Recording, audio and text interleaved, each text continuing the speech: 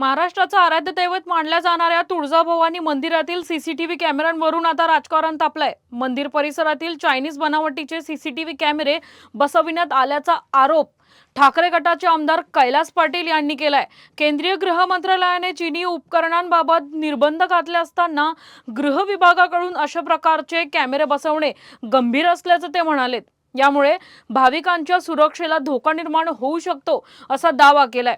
तसंच त्यांनी या प्रकरणाची SIT मार्फत चौकशी करून दोषींवर कठोर कारवाई करण्याची मागणी केली आहे। शिवसेना ठाकरे गटाचे आमदार कैलास पाटील आपल्यासोबत आहेत। तुम्ही काल सभागृहामध्ये तुळजाभवानी मंदिरासंदर्भात कॅमेऱ्यासंदर्भात प्रश्न उपस्थित केलेला होता।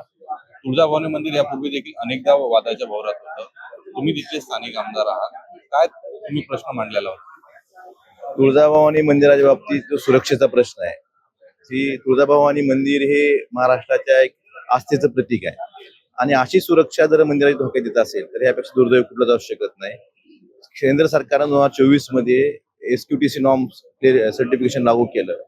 ज्या चायनीज कंपन्या होत्या त्यांना इथं बंदी घातली गेली आणि फक्त SQTCच्या पॅनलमध्ये ज्या कंपन्या आहेत त्यांनाच इम्पॅनल कंपन्यालाच CCTV पुरवण्या कंत्राट द्यावं किंवा काही इम्पॅनलमेंट त्यांच्याकडेच पुरवठा करून घ्यावा असे स्पष्ट निर्देश असताना जे समजा दुसऱ्या विभागाकडे काम असतं मान्य आहे, खुद्द गृह विभागाने ही कार्यान्वित यंत्रणा आहे। गृह विभागाने तुळजाभवानी मंदिराची सुरक्षा धोक्यात आणलेली आहे, तर याची चौकशी SIT मार्फत झाली पाहिजे आणि जे दोषी अधिकारी असतील, राजकारणी यात कुणाचा हस्तक्षेप असेल त्यांच्यावर कठोर कारवाई झाली पाहिजे, एवढीच माझी मागणी। पण ज्या प्रकारे चायनीज याच्यावर बंदी असताना केंद्र सरकारचे निर्देश असताना देखील गृह विभाग अशी कारवाई करते, कुठेतरी समन्वयाचा अभाव आहे किंवा काही भ्रष्टाचाराचा? 100% भ्रष्टाचार आहे, समन्वयाचा अभाव नाही।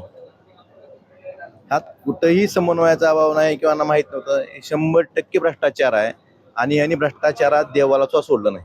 पण जर असं असताना जर अधिकारी त्यामध्ये असतात, पण आता गृह विभाग आणि मुख्यमंत्र्यांच्या अंडरमध्ये हा विभाग आहे, अशा प्रकारे असताना मग कारण तुम्ही SITची मागणी करत आहात, यापूर्वी देखील अनेक SIT झालेल्या आहे, मात्र त्याचा अहवाल किंवा ते चौकशीचं काय झालं अद्याप हे माहीत नाही। अशा प्रकारे तुम्ही जी मागणी करत आहात, तर मागणी व्यतिरिक्त आणखी तुम्ही कोणतं जन आंदोलन वगैरे काय? यात आता मुख्यमंत्री उत्तर काय देतात, सरकार काय करतं हे बघून तर लोक रस्त्यावर उतरतील। शेतकऱ्यांना कर्जमाफी करण्यात आली, मात्र आजचा आखरी दिवस आहे, कशा प्रकारे कर्जमाफी असणार हे अद्याप स्पष्ट झाले नाही। एकाही शेतकऱ्याचं नाव अजून यादी जाहीर झालेली नाही। कर्जमाफी एकाही शेतकऱ्याला मिळालं नाही, 1 रुपया मिळाला नाही। एक तर कर्जमाफी नाही, एक कर्ज वसुली आहे, मात्र जाहिराती मात्र मोठ्या मोठ्या लागल्यात। आपण बघितलं मोठे मोठे फ्लेक्स प्रत्येक जिल्ह्याच्या ठिकाणी, तालुक्याच्या ठिकाणी, ST बसवर ह्या जाहिराती लागल्या। त्यामुळं कर्जमाफी द्यायचं लांब, पण जाहिरातीवर खर्च एक जेवढा तुम्ही जाहिरातीवर खर्च केला त्यात काही शेतकऱ्यांची कर्जमाफी झाली असते ना। या सरकारला फक्त जाहिरात करायची, कर्जमाफी करायची नाही। मात्र असं असताना एक होतं की आजचा शेवटा दिवस आहे, मात्र विरोधी पक्ष नेत्याचा अद्यापही कुठं झालेला नाही, कारण उपसभापती पद भरण्यात आलं, मात्र विरोधी पक्ष नेतेपद अद्यापही सभागृहाचं अद्याप दिलं नाही, वरती परिषदेचं देखील नाही आहे। तो ह्यांना लोकशाही टिकवायची का?